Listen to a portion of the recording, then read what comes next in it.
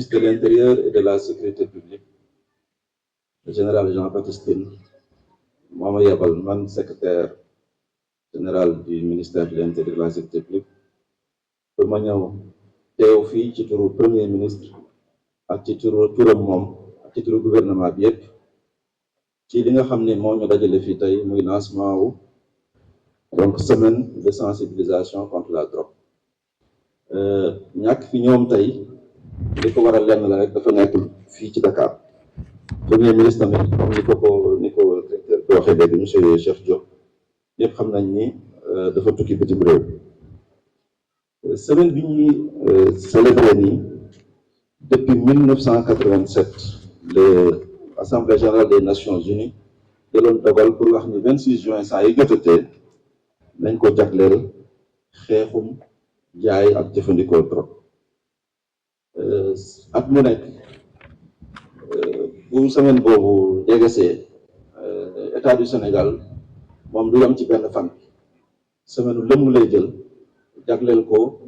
ay waxtaan ak ay activités yu bari yoo xam ne mi ngi jëm ci mbirum xeex drogue. waaye at mu nekk ren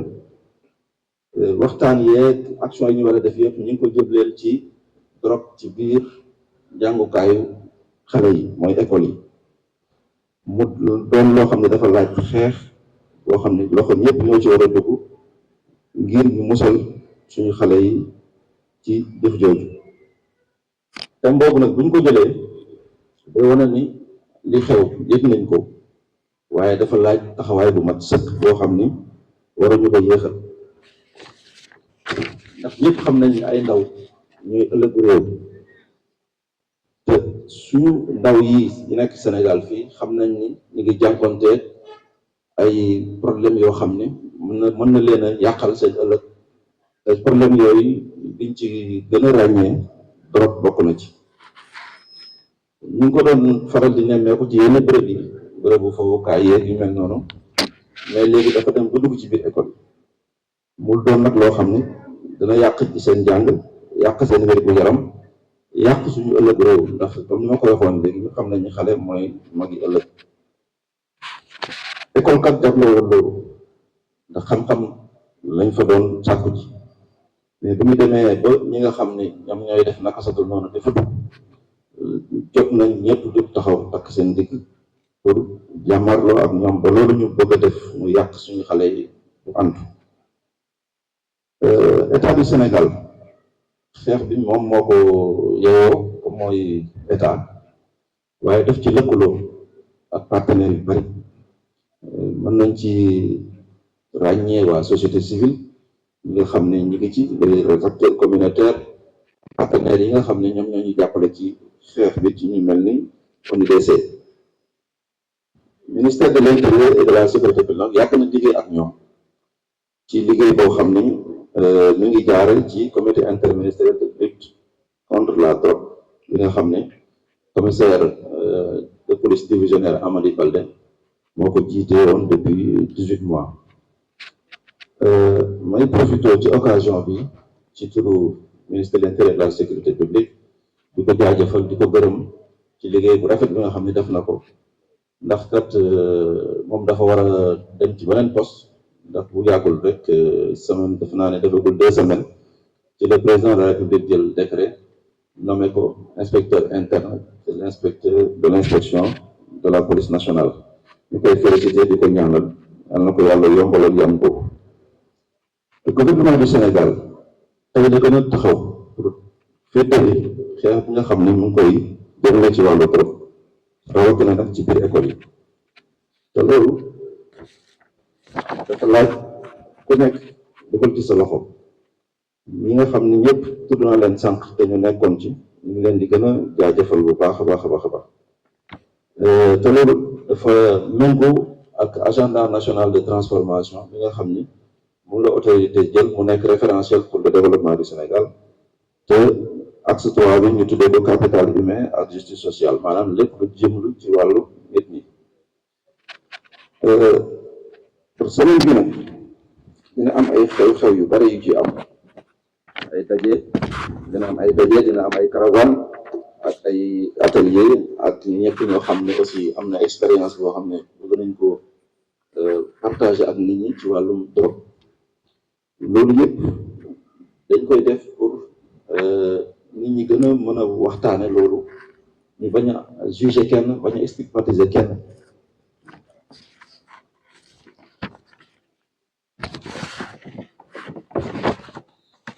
xeexum drogue nag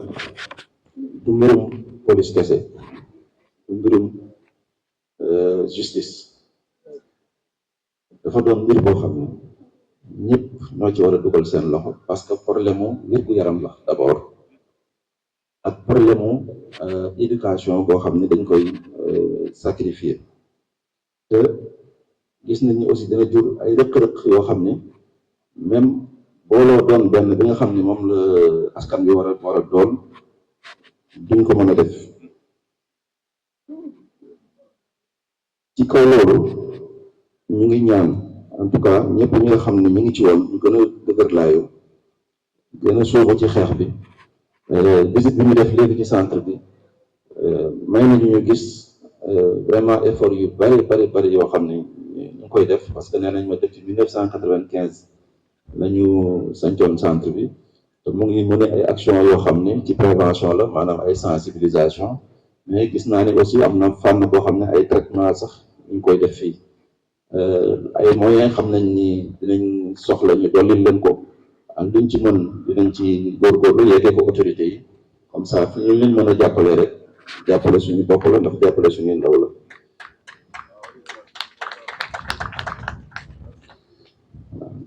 ci kaw loolu comme ni ma ko waxee woon léegi ci français ñu ngi déclarer officiellement que semaine nationale donc de lutte contre la drogue lancé nañ ko fii ci Thiaroye ma leen di jërëjëfal bu baax ci seen teewlu jërëjëf. waaw man maa ngi tudd monsieur Bamar Gueye doon wax ci société civile bi waaye dama bokk ci jiite woon fédération nationale de ñu ONG yi xeex drogue bi ci Sénégal lu mag juróom-ñeent at ma ne seen président d'honneur waaye tey bi may wax Radovis ak Rosam ay kuréel yu bari réseau yu bari ñoo ma jox seen kàddu pour ma wax ci loolu ñu koy defoon nag fii ci Jacques Chirac di leen féliciter ci niñ ko defee ba ñu mën a bokk liggéey bi ak yéen ak autorité étatique yi ak communautaire. Alors en tant que société civile thème bi wax nañ ko trop ci en milieu scolaire. waaw lecture bi ñu ciy def mooy lu ñëw ci waxtoom la ndaxte kenn umpalewul ne drogue bi mu ngi woon ci mbedd yi mu ngi woon ci yenn gox yi mais mu ngi léegi ci école bi ñaari wala ñetti at yi passé yëpp ci thème boobu la ñuy jël mais dafa gën a yokk ndaxte yan ni ma leen ko waxee ku dem ci école yi wala école yi xaw a mag yi muy CM yi wala lycée yi fi nga xam ne xale yi dañ ko leen seen diggu doole ñi nga xam ne ñooy jëfandikoo trafic ak njaayum drogue boobu dañu dem ciblé xale yooyu pour tàmmal leen ko seen ndaw pour suñu màggee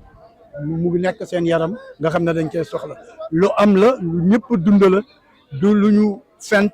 mais képp ku nekk si yéen muy journaliste bi muy jàngalekat bi muy waajur bi am na ñuy tiit si xale yi si école yi ak li wër école yi gis nañ ne ñi nga xam ne ñooy narcotrafiquants yi ak dealers yu ndaw yi foofu la ñuy dem di essayer implanté wu te lu ñu xalaat la lu ñu natt la ndaxte su nekkee si xale yi ëllëg dañ koy tàmm wala duñ si wax dara te nag ñooñu ñu ciblé mooy xale yi te xale yi mooy l'avenir de la nation l'avenir de la nation mooy économie wu dëkk balaa ngay am économie kenn mënul tabax si kaw ban xale yii di suñu yaakaaru ëllëg muy waajib pour ñun ñu jàppale leen yéen journalistes yi waa état bi sëriñ si jàngu bi kii waroom kër gi waajur bi ñëpp ñoo war a nekk benn say liggéey pour dimbali suñu askan suñuy doom pour ñu jóge si mais suñu leen di dimbali it duñ leen xarab duñ leen sànni parce que kenn matul xale bi dañu war di waxtaan ak moom di ko war di déglu surtout déglu xale yi mais tamit yee leen ngir lii nga xam ne day raam di leen di yàq seen yaram di yàq seen xel ñu bañ si dugg kooku nag ñëpp la ñoo si am nar si nag bi muy journaliste bi muy député bi muy imam bi muy abbé bi muy ñun muy waajur bi loolu nag pour ñu mën ko def foog ñu lëkkaloo ko ñun. mais la plupart également ci li ñuy utiliser ay sources la yoo xamante ne dañ koy def ci ay sachet te la plupart fii lañ koy defaree wala sax dañ koy jéggaane te état bi tamit aussi ndax manqué wul vigilance donc. am na vigilance waaye war na koy yokk ñu ngi jéem mais des na yooyu nga wax am na yu ñuy wax it ñu ngi wax couche bi ñu ngi wax yeneen volet yi mais am na yeneen yoo xam ne sax doo ko bëgg a wax pour xale yi bañ ko expérimenter mais loolu ni nga wax dañu war a teel di ko waxtaane parce que nit ki soo waxtaanul pour mu mën a moytu du ko xam te mën na si dugg a juum ni nga ko waxee nag loolu am na yu ñu jéegaani mais am na yoo xam ne fii lañ koy defaree muy ay produits locaux yoo xam ne dañ koy jël pour xale yi di tàggale ko seen sago kooku nag taxawaay la laaj du état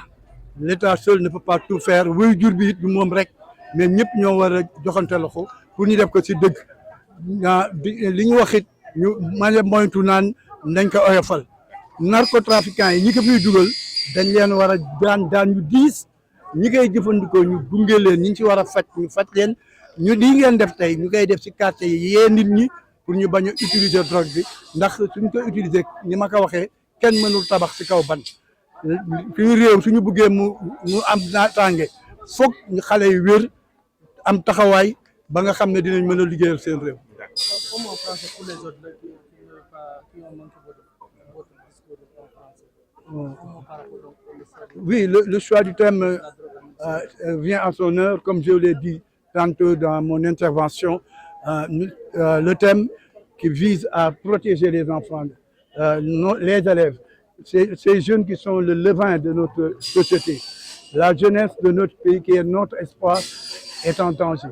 Vous savez très bien que la drogue s'est installée au niveau des quartiers, au niveau des régions, mais également au niveau des établissements scolaires. Et nous avons constaté depuis quelques années qu'il y a une agression forte, une implication des narcotrafiquants qui se sont enracinés au niveau des écoles secondaires et quelques écoles primaires pour vendre à des prix modiques la drogue à des enfants pour qu'ils deviennent accros à ces substances. Et c'est un devoir régalien de l'État d'être en guerre, mais pas au niveau des armes, mais par la réflexion, par l'engagement et l'implication de tous les acteurs pour qu'on puisse faire face à ce fléau qui gangrène notre société et qui frise même une offensive qui ne dit pas son nom. En tout cas, tous les acteurs, que ce soit les médias, les journalistes, les parents d'élèves, l'État, les imams, l'Église, doivent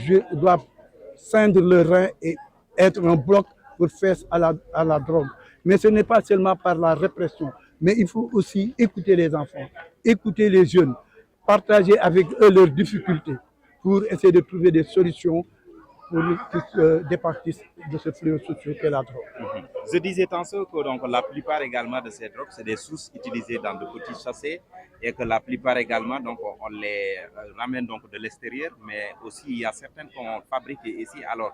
qu'en est-il de la vigilance également de part et d'autre? Je vous dirais que je vais vous répondre comme disait le docteur Omaïs. La drogue, c'est pour imaginer cela. Celui qui prend le chambre prend les marches d'un escalier un à un. Celui qui prend les drogues dites dures, entre guillemets, prend 5 marches, mais tôt ou tard, ils arriveront tous au sommet. Ça veut dire la désolation, la mort, etc. Vous avez raison. Il y a des drogues qui sont importées, mais il y a des substances, des drogues locales qui sont ici, qu'on utilise, qu'on transforme et, comme vous l'avez dit, on les vend en sachet, on les vend en bouteilles et c'est pour que les enfants aient une accessibilité à ces types de drogue. Et là, je dis que ce n'est pas seulement la répression, mais c'est la prévention. Il y a beaucoup de choses qui se font au niveau je ne dis pas répression, moi je dirais de la sécurité, mais il faut qu'on arme, qu'on développe, qu'on enrichisse la prévention. Parce qu'avec une bonne prévention, on n'aura pas besoin d'un médecin pour soigner le jeune toxicomane. Si on a une bonne prévention, on n'aura pas besoin de la répression pour arrêter les narcotrafics. Merci. par l'État du Sénégal. Je disais que nous manquons de moyens. Mais il nous faut reconnaître que le centre Jacques Chirac, quand même, a longtemps bénéficié d'un appui venant de nos autorités. Et nous profitons de l'occasion pour adresser, en tout cas, nos vifs remerciements au président de la République, au Premier ministre, M. Ousmane Sonko, qui ont récemment pris la décision d'accorder une subvention annuelle au centre, ce qui faisait défaut depuis très longtemps. Et cela, de mon point de vue, mérite d'être reconnu, d'être salué en tant qu'organisation de la société civile. Nous en profitons pour remercier aussi tout le travail d'appui et de soutien que le comité interministériel, représenté ici par le commissaire Baldé, a apporté au centre pour qu'on puisse arriver à ces résultats-là. Parce que si le comité n'était pas derrière pour encourager la primature, pour motiver cette décision, certainement, ça n'allait pas se passer comme ça. Mais grâce à leur appui, grâce à leur soutien, on a pu bénéficier de cette subvention-là qui est venue à son heure, parce que le centre, comme vous le constatez, manque de beaucoup de choses, malgré tout ce que l'on fait. Mais nous espérons que cela va continuer, que nous continuons de toute façon, nous avons l'obligation de collaborer avec le comité interministériel qui est quelque part notre tutelle sur le plan administratif, bien qu'on ait une organisation de la société civile parce que le centre est géré par un statut d'ONG, mais nous travaillons étroitement avec le comité interministériel dont nous sommes membres et commissaire Baldé, soyez-en vivement remerciés. Donc, c'est juste ce qu'on voudrait dire. Je vais peut-être tordre le protocole parce que j'aurais dû commencer par ça. Saluer tous nos partenaires qui sont là. Honorable Mamdiara Fam, Ablaï l'a dit tout à l'heure, elle fait partie de l'équipe qui a fondé le centre. Elle fait partie de ceux qui ont reçu les présidents Diouf et Chirac en 1995 lors de l'inauguration. Elle est toujours avec nous. Malgré son statut d'honorable député, elle se considère toujours comme des nôtres. C'est une fierté véritablement de l'accueillir ici. Remercier et saluer la présence de notre doyen Bamargué,